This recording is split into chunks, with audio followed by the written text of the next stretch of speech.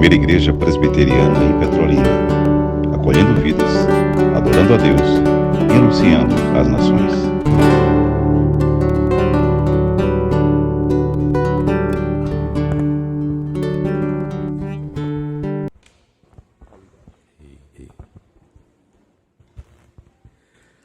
Boa noite, irmãos. Graça e paz nos sejam multiplicados no pleno poder de Deus e do nosso Senhor Jesus Cristo. Amém? Queria agradecer de antemão ao pastor desta igreja pelo convite e ao conselho pela anuência deste convite. Muito bom estar com os irmãos. Quando as crianças estavam vindo para aqui, eu estava lembrando, nossos filhos chegaram aqui muito pequenos e Davi, ele deu um testemunho de tudo que ele aprendeu de Bíblia foi aqui, no departamento infantil desta igreja. Agora ele fazia uma conosco, os pais, que era uma coisa, né? Ele fazia os desenhozinhos dele na classe. Aí quando ele entrava correndo, que vinha da classe, ele não nos entregava, nem a mim nem a Zara, ele entregava a Tereza e a Carlos, né? Era, né? Filho dos outros, né? Eu criei um filho dos outros. Mas ele deu esse testemunho, né? Que tudo que ele aprendeu foi aqui nesta igreja. A gente é muito grato por esta comunidade. Se bem que é outra igreja, viu, pastor? É outra. Não tem 30% do povo daquela época, é outra igreja, é outra história, né? Isso é bom, né? Isso é muito bom. Muito bom ver a igreja crescendo, a igreja bem pastoreada, bem administrada por um conselho de homens de Deus, um pastor que é servo do Senhor. Como é bom estar aqui como presidente do presbitério, visitando a igreja, nesta incumbência também que a gente aproveita, né?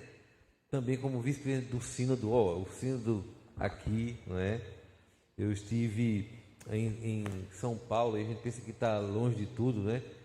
A gente faz parte agora de um Ministério de Missões da IPB em âmbito nacional e eles falando em Petrolina, ó, como é bom, né? Então, que Deus seja louvado pela nossa vida.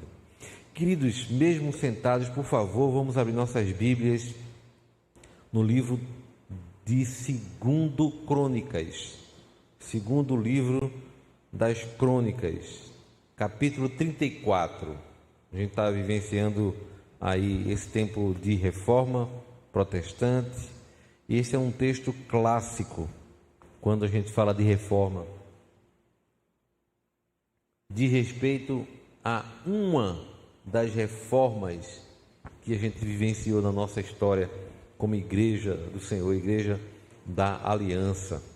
Segundo Crônicas, falei em Zara aqui, só dizer, algumas pessoas estão com a interrogação, Zara está em Recife cuidando dos pais, todo mês ela vai para cuidar dos pais, mas ela gostaria de estar aqui também. Um abraço dela para vocês, um abraço da nossa igreja com a irmã, primeira igreja de Juazeiro, que os irmãos se sintam abraçados. Segundo Crônicas, capítulo 34, a partir do versículo 29 a 33, diz assim a palavra do Senhor. Então deu ordem o rei e todos os anciãos de Judá e de Jerusalém se ajuntaram. O rei subiu à casa do Senhor e todos os homens de Judá, todos os moradores de Jerusalém, os sacerdotes, os levitas e todo o povo, desde o menor até o maior, e leu diante deles todas as palavras do livro da aliança que fora encontrado na casa do Senhor. O rei se pôs no seu lugar e fez aliança ante o Senhor, para o seguirem, guardarem os seus mandamentos, os seus estatutos, de todo o coração, de toda a alma, cumprindo as palavras desta aliança que estavam escritas naquele livro. Todos os que se acharam em Jerusalém e em Benjamim anuíram a esta aliança, e os habitantes de Jerusalém fizeram segundo a aliança de Deus, o Deus de seus pais. Josias tirou todas as abominações de todas as terras que eram dos filhos de Israel, e a todos quantos se acharam em Israel os obrigou a que servissem ao Senhor seu Deus. Enquanto ele viveu, não se desviaram de seguir o Senhor Deus de seus pais. Amém. Quando a gente pensa apenas na reforma protestante do século XVI, a gente pensa nas histórias que antecederam a reforma e que sucederam a reforma. A gente vai lembrar de homens que lutaram para que a Bíblia tivesse seu lugar na igreja, que chegasse às nossas mãos, no nosso vernáculo. A gente vai lembrar de John Wycliffe, a gente vai lembrar de John Hus, a gente vai lembrar de Savonarola, que foram pré-reformadores e que deram a sua vida para que a Bíblia fosse traduzida no nosso idioma, e eles lutaram de maneira extrema para que isso acontecesse. Eles foram impedidos no seu tempo, e quando Lutero veio com a reforma protestante, afixou as 95 teses ali em Wittenberg, na Catedral de Wittenberg, e a posteriori, a primeira obra que fora produzida em massa, porque Gutenberg tinha inventado uma coisa fabulosa que era a gráfica, foi a própria Bíblia Sagrada. Veja que coisa boa, como Deus é interessante. Tentaram parar, tentaram impedir que isso acontecesse, mas Deus usa até a história, Deus usa a ciência, Deus usa as invenções para que tudo concorra para a honra e para a glória dele e somente dele. Isso aconteceu. Quem foi honrado não foi Savonarola, não foi John Hus, não foi John Wycliffe, nem foi Lutero, nem Calvino, não é? Mas foi o Senhor Deus, o Deus da igreja, todo glorioso. E aqui nesse texto a gente vê uma reforma também. E quando a gente olha para as reformas, a gente fica imaginando aquela máxima da reforma, não é? Como que o insígnia da reforma, um pressuposto da reforma, que diz que a igreja reformada deve estar sempre se reformando. E houve um tempo em que isso foi mal traduzido. A gente pensava assim: a igreja que é reformada deve estar sempre se reformando. Alguns pensavam que era para derrubar a parede, aumentar a parede, né? Derruba aqui, faz aqui, porque ela tem que estar sempre reformando. Não diz respeito a isso, isso é infinitamente infantil, não era isso. Mas outros pensavam: não, a igreja tem que estar inovando. Eu dei aula no IBN, Instituto Bíblico do Norte, uma das casas da nossa denominação, ali em Garanhuns, e havia um pastor que era nosso aluno na sala de aula, que ele dizia: pastor Darlan, nossa igreja era uma comunidade, não era a igreja presbiteriana, não, uma comunidade dessas aí, está saindo da 11ª visão. Sabe essas visões, né? G12, G1, G2, G3, G4, essas visões que tem por aí. E eles, todas elas nos é anunciado assim: essa é a visão. Tudo que veio antes disso está errado. E a gente pensa que reforma talvez seja isso. Destrói a história passada. Se a gente fosse falar, como falava Aldorico Paraguaçu, a gente dizia: destrói a história que ficou para trás-mente e reconstrói apenas a que ficou para frente-mente. Mas não era isso, isso não é reforma. Destruir a história, não é? Esquecer a história, não é. E a igreja reformada, sempre se reformando, é quando ela volta à sua natureza, à sua simplicidade, à sua essência. Isso é que é reforma. Porque no período negro da história, denso, um período terrível da história, a igreja se deformou. Ela tinha uma rota que era a cruz do Senhor, ela tinha que olhar para o alvo que é Cristo, e ela infelizmente começou a se deformar. Cada encíclica, não é? Cada concílio começava a acrescentar heresias no meio do povo de Deus, e isso começou a fazer a igreja se distanciar da rota da cruz de Cristo e a se deformar cada vez. E o processo histórico que a gente celebra hoje aqui, chamado Reforma Protestante, foi um movimento de volta, de deixar de se deformar e voltar. A igreja reformada, que deve estar sempre se reformando, é aquela que sempre volta à sua origem, aquela que sempre volta à sua simplicidade, aquela que sempre volta, queridos, o máximo que ela puder de aparência da ambiência com a qual ela foi feita. Ela foi criada pelo seu dono, pelo Senhor Jesus Cristo. Esse texto, queridos, ele tem dois relatos. Um dos relatos desta mesma história está no livro dos Reis. E aqui mesmo, se você for ler os 4 capítulos que dizem respeito a esse episódio, ele vai dizer: essa história se encontra registrada no livro dos Reis. Só que vocês lembram dos evangelhos sinóticos, né? Cada evangelho sinótico, os 3 fora João, eles falam da mesma coisa sob perspectiva diferente, sobre um prisma diferente, sobre uma visão diferente. É como se eu fosse descrever para vocês esse púlpito e eu dissesse da minha ótica: ele tem um elemento vazado aqui, ele tem algumas pernas e ele tem uma madeira que sobe. Vocês dizem: não, ele é fechado, tapado todinho na frente, né? Não tem madeira que sobe nenhuma, a gente só vê uma visão, porque a minha visão da mesma coisa aqui é uma, de vocês é outra. Assim foi escrito os evangelhos sinóticos. Os 2 registros não são incoerência da Escritura, porque não há incoerência da Escritura. Não há, ela é uma só e é a palavra de Deus. Mas o livro das Crônicas, ela começa a registrar os eventos de maneira cronológica, enquanto que o livro dos Reis, ele elenca as coisas segundo os fatos. Ele prefere fazer como que uma apresentação temática, enquanto que o livro de Crônicas, ele faz uma apresentação cronológica, como de fato aconteceu no tempo em que aconteceram. Agora vejam bem, nesse processo histórico de reforma daqueles dias, há um personagem aqui muito admirado, que é o rei Josias. O rei Josias tinha tudo para dar errado, tinha tudo para fazer besteira, tudo. Às vezes a gente tem tudo para dar certo e dar errado, né?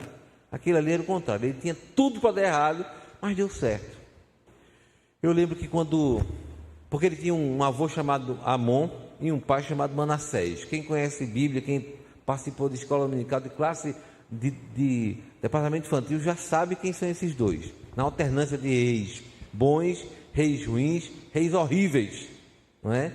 E tanto o avô como o pai de Josias foram terríveis. E eu me lembro que quando meu sogro comprou um Chevette diferente na época, nos anos 90, ele chegou em casa com um Chevette Júnior. Era um Chevette normal, só com a carroceria normal, só que com uma motorização reduzida. Era o tempo de economizar combustível e o motor era 1.0. E aí eu perguntei ao mecânico, ele comprou zerinho esse carro. Eu perguntei ao mecânico: o Chevette Júnior é bom? Ele respondeu assim: o pai não presta, o filho vai prestar, né? Foi a resposta dele. Porque se o Chevette já rajava por brincadeira, imagina um Chevette Júnior, né? Com aquela mesma carroceria. Mas aqui o filho prestou. A Bíblia diz que tanto Amon quanto Manassés não andaram nos retos caminhos do Senhor, não foram bons reis. O Amon, ele permitiu idolatria, ele permitiu que houvesse culto a entidades diferentes, que não apenas ao Deus da aliança, ao Yahvé, ao Deus de Israel. Só que o pai dele, Manassés, foi pior ainda. Ele oferecia holocaustos, ele próprio às entidades. Ele matou e queimou num holocausto um dos seus próprios filhos. Imagine, chegou a fazer isso. E diz a palavra de Deus que eram reis terríveis, idólatras, envolvidos com feitiçarias, com tudo que era abominação diante do Senhor. Queridos, porque a gente tem uma diferença, tem coisas que são pecados, devem ser tratados com seriedade, sabe, porque são pecados. Deve haver disciplina porque são pecados. Agora tem coisas que são abominações diante do Senhor. É abominação. Vocês já perceberam que tem coisa que a Bíblia diz uma coisa e a gente faz outra. A Bíblia diz que o motim, a rebeldia, ela é tão ofensiva a Deus, tão abominável como feitiçaria. Tem coisa que para Deus é abominável, Ele não tolera. E havia todo esse tipo de coisa naquele tempo. Uma corrupção social tremenda, uma decadência na espiritualidade de Israel, percebida, conhecida em todo mundo, infelizmente. E esse era o estado de coisas. Esse era um tempo chamado pós-exílio. povo já tinha experimentado o exílio e agora estava tentando restauração, tentando reconstrução, e este era um rei que sucede seu pai, que reinou apenas por 2 anos. Teve um pai terrível, não aprendeu e foi reinar com os mesmos erros, reinou apenas 2 anos, foi morto e o seu filho ascende ao trono. Quando ele ascende ao trono, ele tem apenas 8 anos de idade. Imagine, 8 anos de idade. Com 8 anos de idade, a maioria de nós estava no máximo só brincando e querendo estudar. Esse menino tinha que reinar. É claro que ele tinha assessores, tinha gente para o orientar, mas ele tinha que reinar com 8 anos de idade. A Bíblia é cheia de historicidade e ela nos dá conta que no 18º ano deste menino que começa a reinar com 8, então aconteceu isso. Ele começa a sentir a necessidade de mudar o estado de coisas. Ele começa a perceber que alguma coisa errada não estava certa. E ele diz assim, vão tomar algumas providências. E aí ele manda que se suba ao templo e que começa a fazer 2 coisas. Limpe o templo, porque havia muitos elementos no templo agora de paganismo. Com tanta coisa que aconteceu nos exílios, havia muita coisa pagã entronizada naquele templo. Ele disse, tire tudo, limpe tudo, purifique tudo, qualquer coisa que tiver origem pagã, tire do templo, tire. Se dê destino a isso aí. Mas ele tinha um outro desafio: arrecade recursos. Eu acho muito bonito isso aqui, porque a arrecadação de recursos não era como nos nossos dias, não era em valor monetário, mas era em coisas, né? Em ouro, em joias, o que se tinha, para pagar, queridos, aos profissionais que estavam fazendo a reforma daquele templo. Porque ninguém era chamado para trabalhar de graça, não. Havia artífice, havia marceneiro, carpinteiro, gente que trabalhava com tudo quanto era vocação, que estava fazendo o melhor e que tinha que ser bem remunerado. Mas o registro do texto diz que vieram tantas ofertas que já era suficiente. Mas na limpeza, na asepsia que se começou a fazer naquele templo, se encontrou alguma coisa que se havia perdido: a Bíblia daqueles dias, a Torá, o livro da lei, o que a gente chama hoje de Pentateuco. Ele foi encontrado e aquilo foi levado para o rei, e quando aquilo chega na mão dos reis, há uma comoção no coração daquele homem. Ele fica compungido, porque o livro da lei de Deus chega na mão dele e havia sido perdido. Só que quando ele começa a ler e ele faz essa leitura em público, há uma denúncia natural sobre o que se continha naquele livro e o que era a vida do povo. Havia um confronto imediato entre o que a Bíblia dizia e o que a igreja daqueles dias estava vivenciando. E segundo Darlan 3,4, ele olha para a Torá e diz assim: se esse livro estiver certo, nós estamos todos errados. Você imagina o que é isso? Há alguns livros escritos hoje, que com um título assim, Inteligência Humilhada, e um bocado de coisa assim. Mas tudo humilhado, tudo humilhado. Quando a palavra de Deus é lida e é aplicada, ela nos confronta, nos humilhando. Porque, querido, quando a gente olha e lê a Escritura, o que ela diz para nós é que há muita distância entre nós e o Senhor. A gente é feito de outra essência do que o Senhor. A gente não pode tratar Deus como nosso parceiro, não, porque Ele é muito diferente. Ele é santo, e o povo judeu que não tinha superlativo, ele tinha que repetir, santo, santo, santo, ele tinha que lembrar isso. Ele é santíssimo, ele é santíssimo. Aliás, uma vez dando aula de hebraico, um aluno me perguntou por que não se dizia que Deus era alto, alto, alto, porque Ele também é altíssimo. Essas curiosidades bíblicas. Mas Deus é santíssimo. Nele a santidade é plena e absoluta, só e absolutamente nele. E aquele povo estava sendo agora confrontado entre a vida que era diferente do que Deus dizia ser nas balizas daquele livro santo que fora encontrado. E aí o rei, ele tem que prosseguir da descoberta do livro, dos reparos no templo e da renovação da aliança, porque ele tem que renovar aquela aliança do povo com Deus, e da comemoração da Páscoa, para trazer sentido à historicidade daquele povo de Deus. Queridos, eu queria propor nesta noite o seguinte tema: uma reforma para valer, reforma de verdade. Porque se a gente ficar com o endeusamento, se a gente ficar com a deificação, com a entronização no altar do nosso coração, apenas da história, do que foi vivida a história, e isso não for reproduzido, traduzido em vida, na nossa vida, isso vai ser apenas teoria histórica, mas ela não se traduz, sabe, na nossa caminhada, ela fica apenas como mais uma teoria, informação. Nós precisamos de uma reforma para valer, e a história só ensina isso. A história ensina as coisas ótimas que devem ser repetidas e as que foram erradas, que não deveriam ser repetidas. E aqui há 3 ações desta reforma para valer que o rei Josias faz e que a igreja do Senhor deveria perpetuar até hoje. A primeira ação: subir à casa do Senhor. Isso está no versículo 30. Subir à casa do Senhor. Tem gente que pensa que as reformas na vida, que a reforma na vida eclesiástica, na vida individual, que a reforma na espiritualidade da nossa comunhão com Deus pode ser feita em qualquer outro lugar. E depois desse tempo de pandemia que a gente viveu, a gente fica pensando que a espiritualidade pode ser vivida na virtualidade, mas não pode.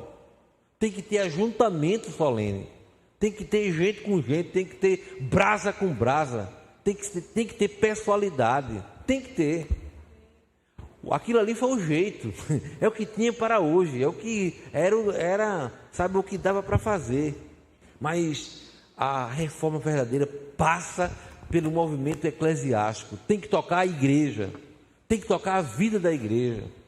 Porque vocês pensam que a perfeição na igreja é quando Jesus vinha nos seus dias, que ele ia de ruas, cidade em cidade, em povoado, e que o povo apenas da periferia, o povo que era doente apenas precisava de Jesus.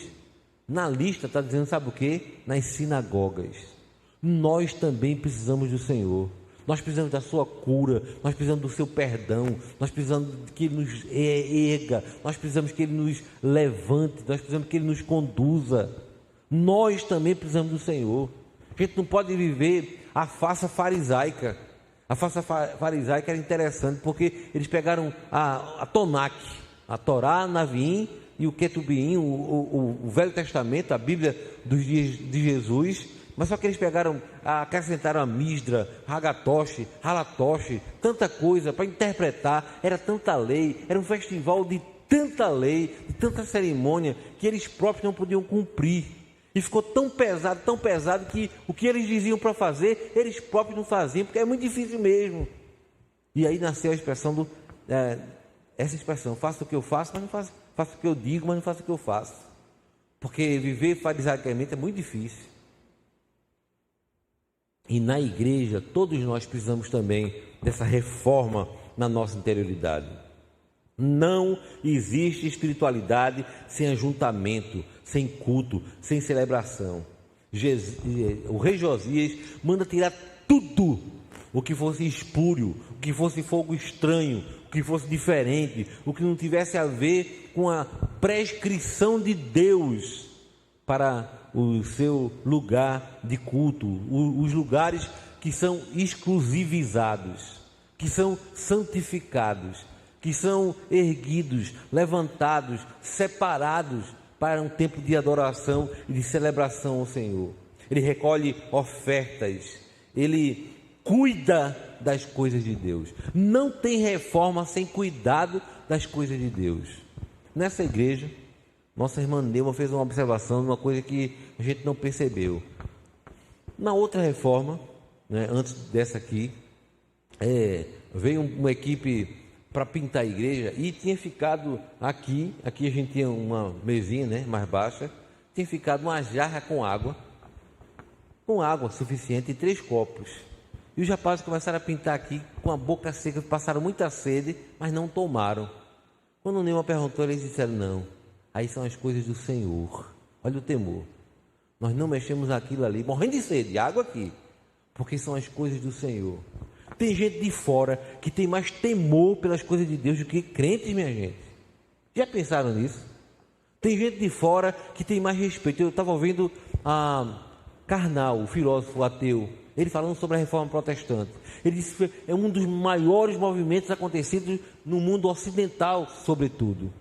Um movimento muitíssimo importante. Ou seja, um ateu falando de alguma coisa que às vezes nem nós valorizamos, né? Infelizmente, às vezes as pedras falam mais do que nós. E aí o rei Josias começa a fazer essa reforma cuidando das coisas de Deus, porque às vezes a gente cuida de tudo, mas não cuida das coisas de Deus em nós, para nós, por nós. Se a igreja estiver bem, eu estou bem. Se a igreja tiver uma boa ambiência, eu sou até mais movido para estar lá. Se a igreja estiver em paz, se a igreja estiver em harmonia, se a igreja desfrutar a tranquilidade, se a igreja tiver um exercício de espiritualidade conforme a prescrição divina na sua palavra, tudo anda melhor. Mas tudo precisa ser restaurado, rearrumado, cuidando das coisas de Deus. A segunda ação desta reforma para valer é fazer aliança ante o Senhor. Versículo 31 diz isso. O rei Josias faz uma aliança diante de Deus com o povo. Lembre que aqui não existe parlamentarismo, aqui não existe presidencialismo, aqui é monarquia. Manda quem pode, obedece quem tem juízo. E o rei representa o povo também. E o rei diz: ó, vamos acabar com esse negócio, está tudo errado. Eu li o livro da lei, e lendo o livro da lei eu vi que está tudo errado. O que a gente vive, o que a gente faz, o que meu pai fez, o que meu avô fez, estava tudo errado, tudo errado. E para a gente voltar, para a gente sair da reforma e fazer sair da deforma e fazer uma reforma, a gente precisa fazer uma aliança com o Senhor. O pacto, o contrato com o Senhor. E ele o faz. Ele tinha na sua individualidade o desejo de fazer aquilo, mas ele tinha necessidade de que a nação toda compreendesse a gravidade daquilo ali, que a nação toda entendesse que estavam no movimento contrário à vontade de Deus, que a nação toda entendesse que as infelicitações pelas quais eles passaram e experimentaram tinha a ver pelo fato de estarem vivendo na contramão de Deus, vivendo o contrário que Deus tinha planejado para aquela nação. E se ele tinha uma relação com Deus a partir daí, ele queria que o seu povo também tivesse. A lei é descoberta aí, a descoberta do livro da lei. Sabe, o fato do livro da lei voltar à tona diz muito sobre o processo de reforma daqueles dias. Vocês lembram que eu falei aqui? Savonarola, John Huss, John Wycliffe, todos tiveram a vida doada para que a Bíblia chegasse ao povo. Mas sempre foi assim. Quando a Bíblia é lida pelo povo, quando a Bíblia, sabe, o povo tem acesso a ela, quando ela é redescoberta, as reformas acontecem. O livro dava conta de que o que era errado deveria ser consertado. O livro dava conta de que havia a oportunidade de voltar para o eixo. O livro de Deus, o livro da lei de Deus, falava para aquele povo, não é, de como andar. E a gente, quando estuda os símbolos da fé, de nossa fé, a nossa confissão de fé, os catecismos maior e breve, a gente entende uma coisa básica ali. A Bíblia Sagrada, que é a única regra de fé e prática, ela tem um objetivo em duas mãos. Ela diz ao homem tudo o que ele precisa saber a respeito de Deus. Está aqui. Não precisa mais do que isso. Tudo que eu e você, tudo que o homem precisa saber de Deus está aqui na Escritura Sagrada. Mas ela diz também todo o dever que Deus requer do homem. Vejam como é um caminho de via dupla.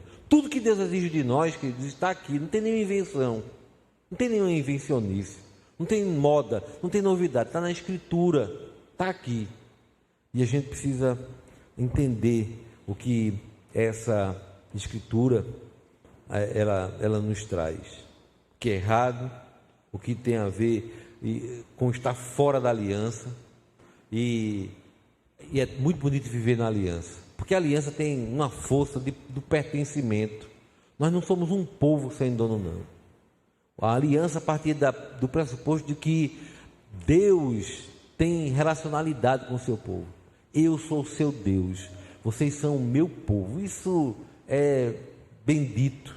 O resto são as consequências, são as complexidades, é o pacote, né? Todo o pacote dessa aliança, mas passa e começa a partir desse estabelecimento de pertencimento. Vocês têm um Deus e Deus tem um povo. E olha que tem muita coisa que é dito fora de contexto.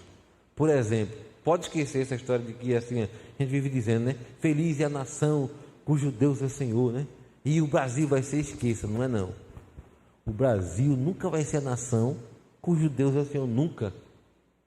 Nunca. A primeira interpretação, feliz é Israel, que tem Deus como Senhor, ponto. É isso que a Bíblia diz, ponto e ponto, ponto, acabou-se. Israel.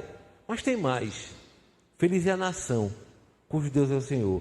Está falando de um povo, não de uma nação física. É o povo de Deus, é a nação, é o povo espiritual de Deus, é a igreja do Senhor.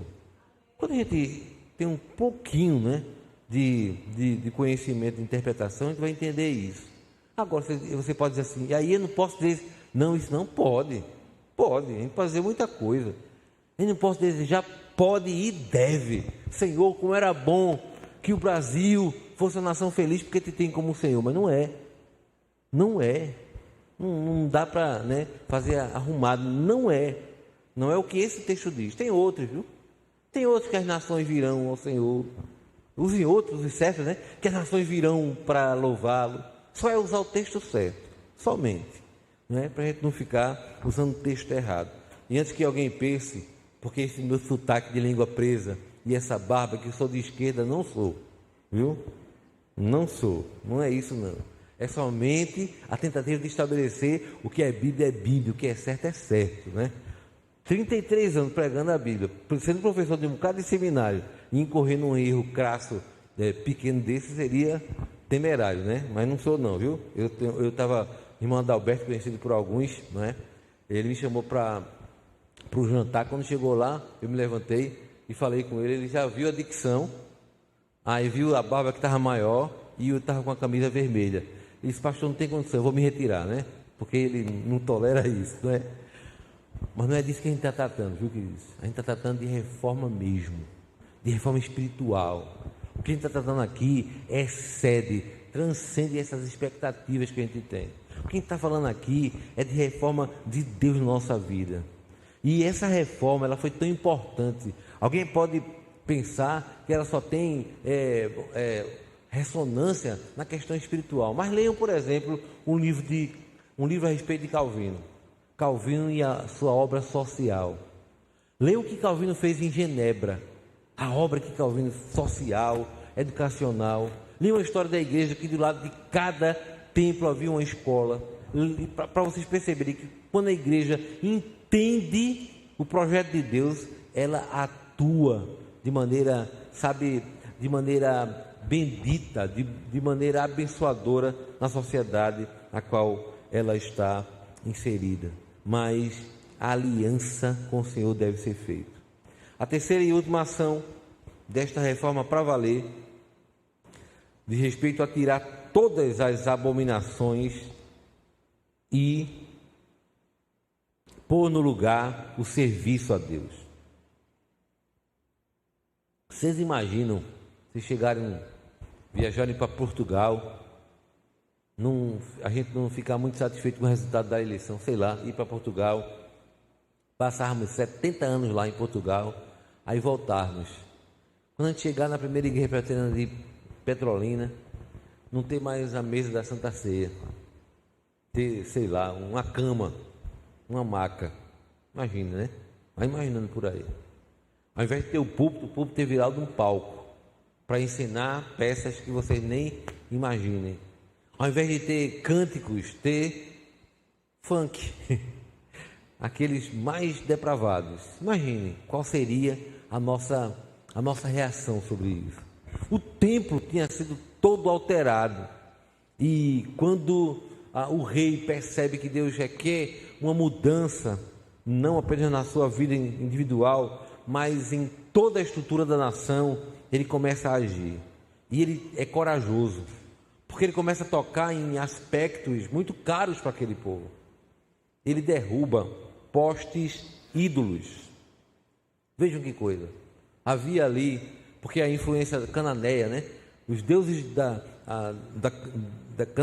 cananeu ali, havia uma figura chamada Aserá, que era a deusa da fertilidade. Havia agora um culto idólatra a essa entidade. Havia um altar, um obelisco construído em honra àquela entidade. E Josias teve a coragem de dizer: não está errado. Se fosse hoje, mas nós gastamos não sei quantos milhões para esse obelisco, né? Chegar aqui, ali, por exemplo, no escorrelho dos coelhos e derrubar aquele troço lá. Não, mas gastou tanto. Ele ia dizer, segundo Darlan 3,4, eu não quero nem sabar para não me contrariar. Ia derrubar. E derrubou.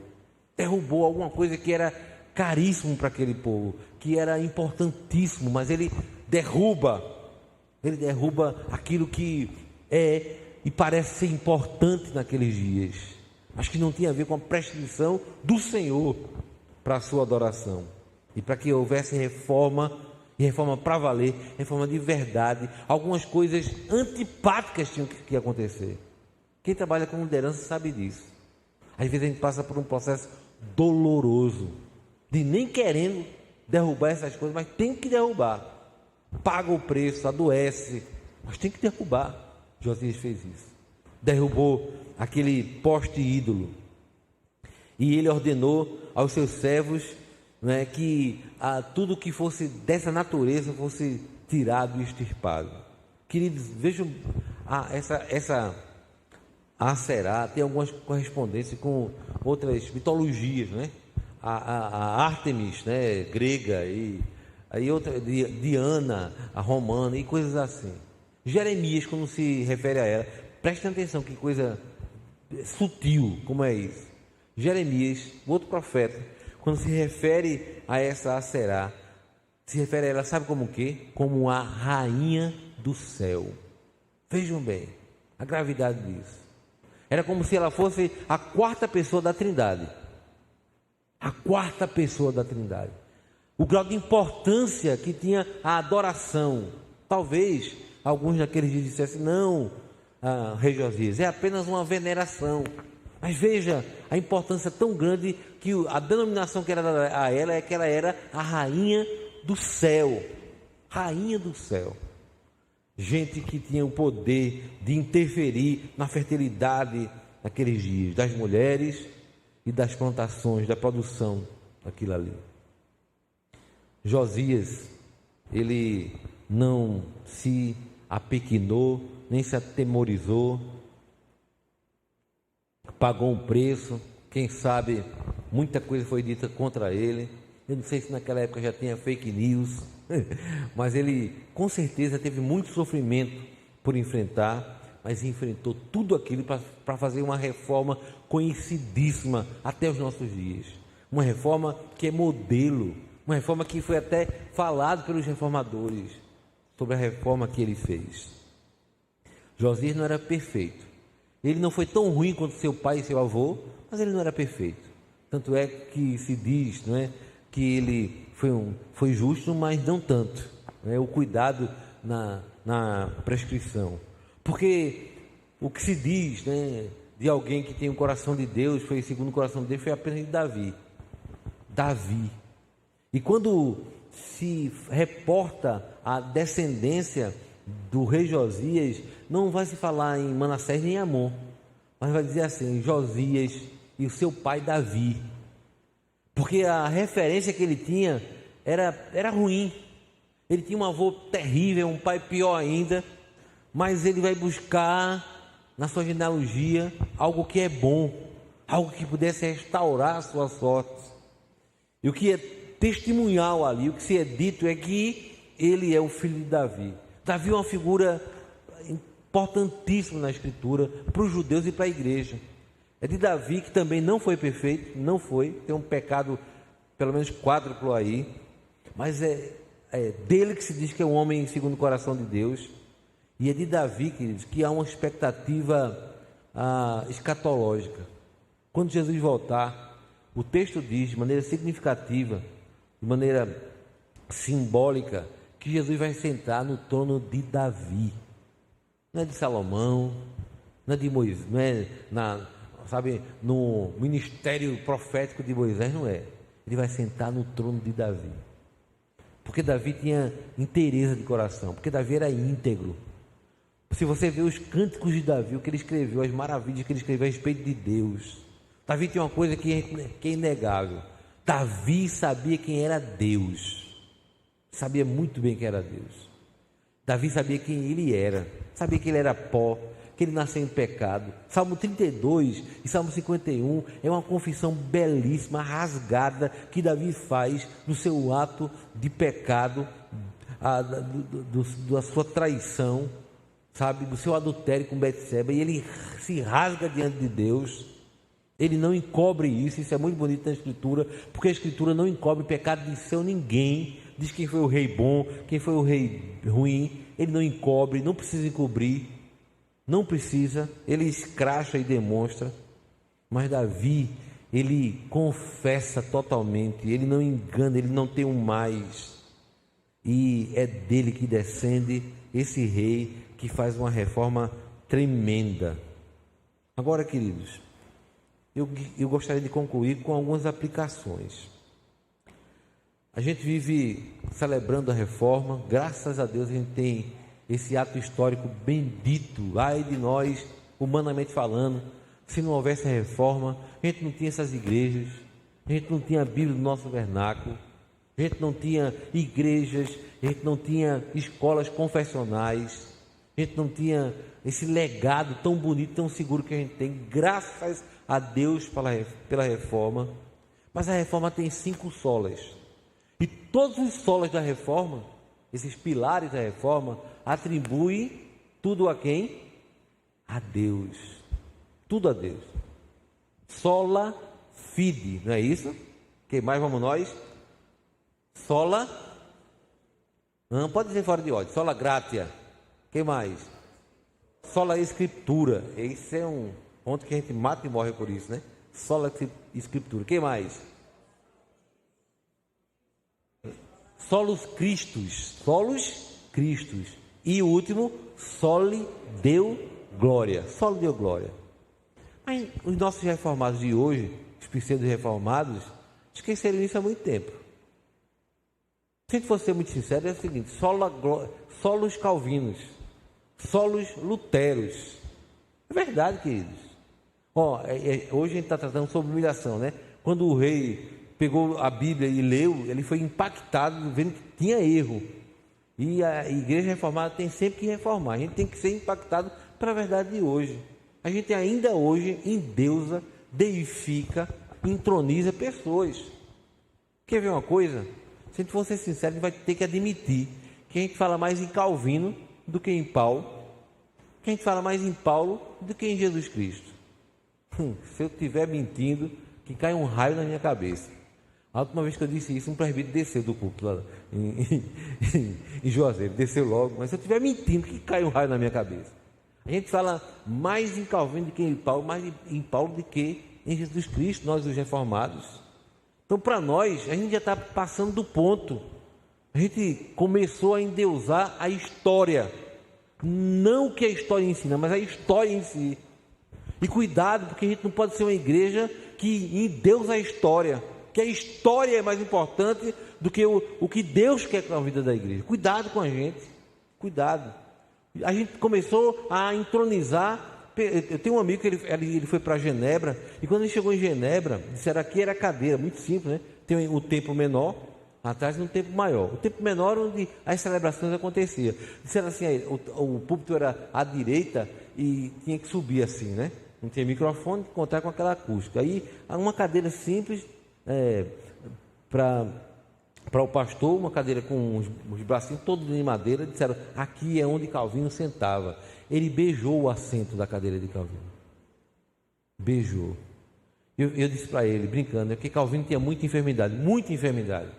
Muita. Ele tinha febres, ele tinha enxaqueca. Todo bom teólogo tem muita enxaqueca, né? Ele tinha febre reumática. Mas ele andava muito a cavalo, né, naqueles dias. Ele tinha uma doença de circulação, né? Hemorroida, ele tinha também. Aí o cabo falou assim, não, calma, faz muito tempo isso aí. Isso não é um problema mais não. O problema não é beijar a cadeira por causa dessa enfermidade. O problema é idolatria, beijar o assento de Calvino. Daqui a pouco a gente está se benzendo, né? Lutero, Calvino. Cuidado com os excessos, porque os excessos nos distanciar daquilo que os reformadores morreram por isso. Só a fé, só a palavra. Cuidado, há um culto ao denominacionalismo. Já pensaram nisso? Tudo é um culto à nossa denominação, que é importante, quem tem que amar é o nosso quartel, mas não cultuar, minha gente. Não só existe a gente não, conta-se que chegou um sujeito no céu, ele foi passeando, disseram, é aquele povo fazendo zoada, era a Assembleia de Deus orando lá, e aquele povo jogando bola ainda, são os batistas, jogando futebol até no céu, e aquele povo, né, tudo organizado para um show, são os adventistas. Nessa história, os adventistas já estavam no céu. Essa história, a história é minha, eu boto o que eu quiser no céu. Então estava lá os adventistas. E aí disseram, e aquele povo ali, trancadinho, estudando teologia, estudando Calvino, né? Estudando Berkoff, estudando... quem são? São os presbiterianos, mas fale baixo, porque eles pensam que só eles estão aqui. A deificação, entronização, o denominacionalismo, sabe? Como se a única igreja que existisse na face da terra fosse apenas a nossa, o resto é tudo heresia. Está errado isso, em nome de Jesus. A gente tem que botar a mão na consciência e dizer, está errado. Isso é idolatria nossa. A gente só vê o erro nos outros, só vê pecado quando é nos outros. E a gente elege pecado, tem pecado, pecadinho, pecadão. E é o pecado que eu acho que é pecado, mas o meu nunca é. A minha idolatria não é tão importante como a idolatria do outro. Se não roubou, se não matou, se não adulterou, está valendo tudo. Não, é errado. Idolatrar a própria denominação, idolatrar a história, idolatrar os filhos, idolatrar a riqueza, idolatrar as posses, é errado. É errado. E Deus tem que tocar na nossa mente que essa reforma apenas teórica, ela não leva a igreja para lugar nenhum. Deus tem que nos fazer um povo, sabe, que é vivo em todas as coisas. E Ele tenta nos trazer a consciência, cada pecado, os nossos, não apenas os dos outros. Porque a gente agora está se pondo como um julgador do outro, como um crente X9, como um crente que entrega os outros. Mas a gente tem que olhar para a nossa vida, há erros em nós, há pecados na nossa condução. Não é certo, não é razoável ficar com esse tipo de coisa, queridos. Isso começa a pequinar. Eu estou fazendo parte de um dos 5 pilares de evangelismo e missão na igreja, e eu fico muito triste porque tem gente que se contenta com o tamanho que a gente tem. Sabe onde a gente figura no IBGE, na contagem? A gente aparece entre os outros. Qualquer coisa é maior do que nós. Aí fica luteranos, metodistas, presbiterianos, que não dá nem 5%. Outros. Que glória tem nisso, que alegria nisso, minha gente. Não, é porque nós prezamos pela qualidade. E onde é que danado já houve qualidade que não resulta em quantidade, minha gente? Você vê a história da igreja primitiva, eram 12, que se transformaram em 120, que foi para 3.000, e depois foram incontáveis. Onde há saúde, sabe, há crescimento. E a gente está cultuando a nossa pequenez, o nosso tamanhozinho, a igrejola que a gente pode se transformar. É errado cultuar isso. É errado. A gente tem que prezar pela sã doutrina, não permitir com que nada estranho aconteça do nosso lado, mas a gente tem que lutar pela evangelização. A reforma, sabe, Calvino pregava para 3 pessoas, olha eu falando em Calvino, tá vendo? Pregava para 3.000 pessoas, mas na segunda-feira ele pegava o cavalo dele para ganhar mais doença, e ia fazer um culto com um catecismo com uma família para falar para 5 pessoas. 5 pessoas. Ele pregava todos os dias quando estava em Genebra. Quando ele escreve as Institutas da Religião Cristã, ele volta para a França, e o povo chamando, volta. No período da França, ele só pregava nos finais de semana, e aí ele pôde escrever as Institutas. Mas era uma vida incansável de pregação, de discipulado, de ensino, de catequese, porque ele não se conformava. Ele queria que muita gente tivesse acesso à palavra de Deus, e a gente se conforma. Eu tinha um colega de classe que ele dizia assim: evangelizar vou nada, se o Espírito Santo não quiser trazer, eu que não vou, ele dizia. É claro que era brincando, mas parece que toda brincadeira tem um fundo de verdade, e a igreja está deificando, entronizando o fato de que é bom não evangelizar, é bom não fazer nada. Eu fico muito feliz quando vejo na internet essa igreja nas ruas, transformando o projeto Zaqueu em evangelização. Muito feliz, porque é isso mesmo, A gente não pode se conformar com o tamanho que tem, a gente não pode se alegrar, a gente não pode achar que é a única denominação que presta a nossa e a gente minguando e as outras crescendo.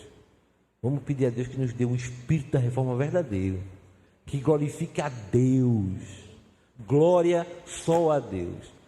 Um problema na missiologia, um grande problema na missiologia, dizem os eruditos que a missiologia é a grande abertura para heresias, para a entrada de heresias. Não sei se é, nem sei se não é, mas dizem, na academia se diz isso. É na missiologia na acadêmica, né? Não é na ação não, na academia, onde se estuda a missiologia, que é a porta, o ingresso de tanta quanto a heresia. E eu não sei se é ou se não é, mas um dos problemas dessa adoração à missão é que a igreja passa a ser, cuidado com isso, queridos, a igreja passa a ser mais importante do que o Deus. Quando a gente começa a dizer, a entronizar a igreja é só a igreja. Quem é divino, quem é santo, quem é perfeito, quem é a plenitude absoluta da perfeição é Deus. Quem deve ser exaltado é Deus, quem deve ser glorificado é Deus. Não é a igreja, não é a igreja. A igreja é a menina dos olhos de Deus, mas quem tem que ser louvado, glorificado é Deus, cada coisa no seu lugar. É Deus que é importante, é Deus que é tremendo, é Deus que é excelso, é Deus, só lhe deu glória, é Deus. E a gente precisa resgatar isso, para voltar ao prumo da reforma, para a honra e para a glória do Senhor Jesus. Que Ele seja louvado. Obrigado por revê-los, por conhecer alguns e estar entre vocês. Deus seja glorificado.